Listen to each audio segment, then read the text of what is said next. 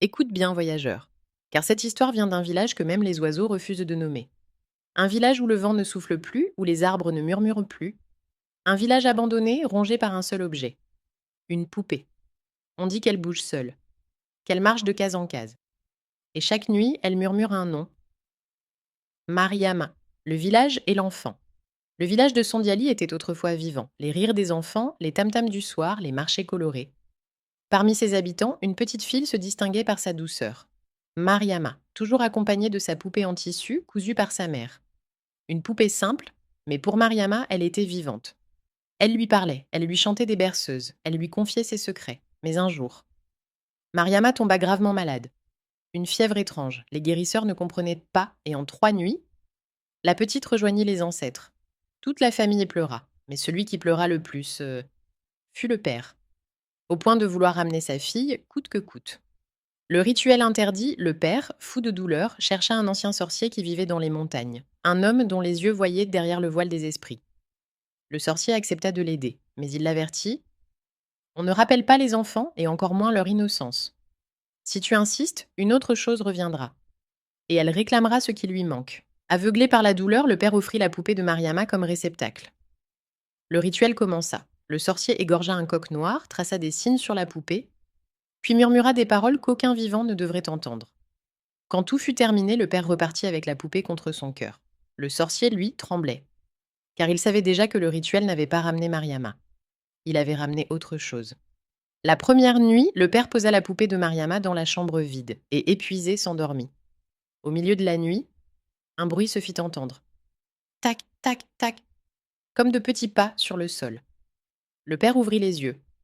La poupée n'était plus à sa place, elle se tenait debout, face à lui, puis sa petite bouche cousue s'ouvrit légèrement. Un souffle en sortit.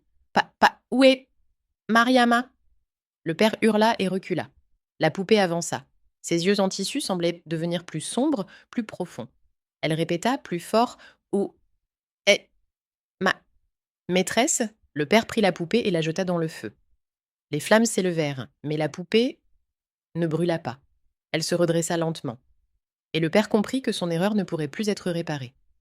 Le village en terreur. Dès le lendemain, les habitants se trouvèrent la maison du père ouverte, le lit renversé, le sol couvert de petites empreintes.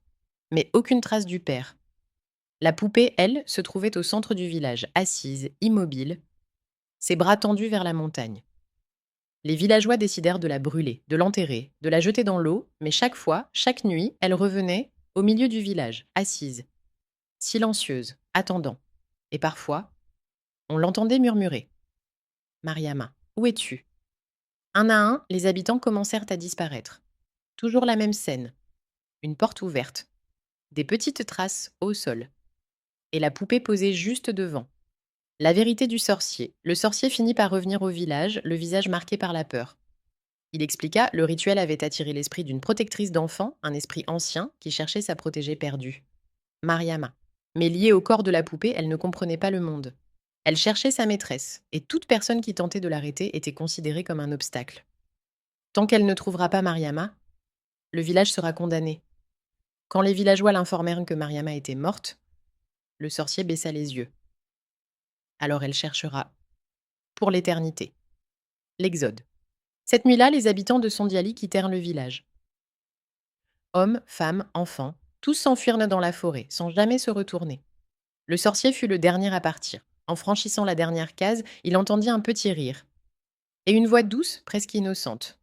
Sorcier, as-tu vu Mariama? Il ne se retourna pas. Il savait que regarder la poupée, c'était de l'inviter à le suivre. Aujourd'hui, Sondiali n'existe plus. Les arbres ont repris leur place, les maisons sont en poussière. Mais parfois, lorsqu'on marche près de la région, la nuit, on peut apercevoir une petite silhouette en tissu assise sur une pierre, immobile, patiente. Et si tu t'approches trop, elle te demandera: toi, tu n'as pas vu Mariama?